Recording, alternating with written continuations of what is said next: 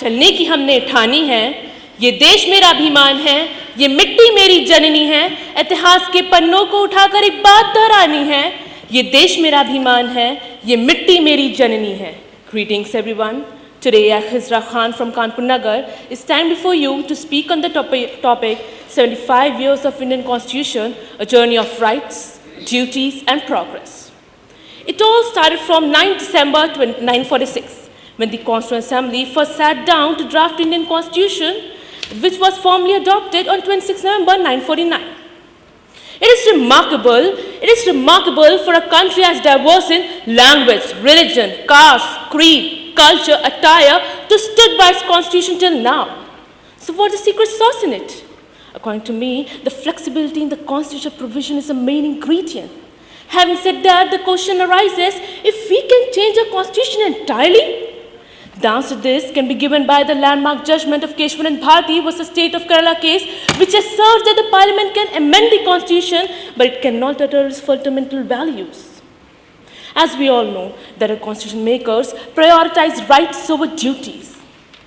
Despite the 2018 decriminalization of homosexuality in India and leading concern and leading support for LGBTQ plus communities, many of our citizens still resisted providing constitutional rights to them. This highlighted the duty of the citizen to move forward, to move beyond the orthodox perspectives. Let's not forget that this independence has thrown upon us great responsibilities. Here I can recall one of the 11th Sankalp of Samvidhan Divas taken by our Honorable Prime Minister. हर कोई अपने कर्तव्य का पालन करेगा. Everyone will adhere to the duties, but adhering to duties will not only mean to fulfill our obligation, but also to move forward by contributing in the progress of our society.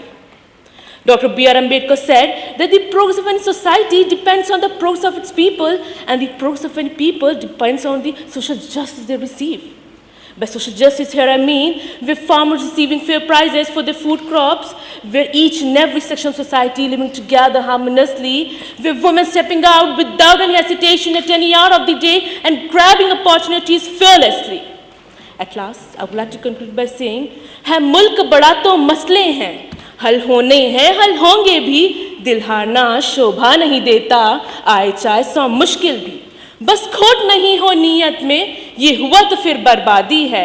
ऐ जान से प्यारे हमवतनों, अभी काम बहुत कुछ बाकी है, अभी काम बहुत कुछ बाकी है.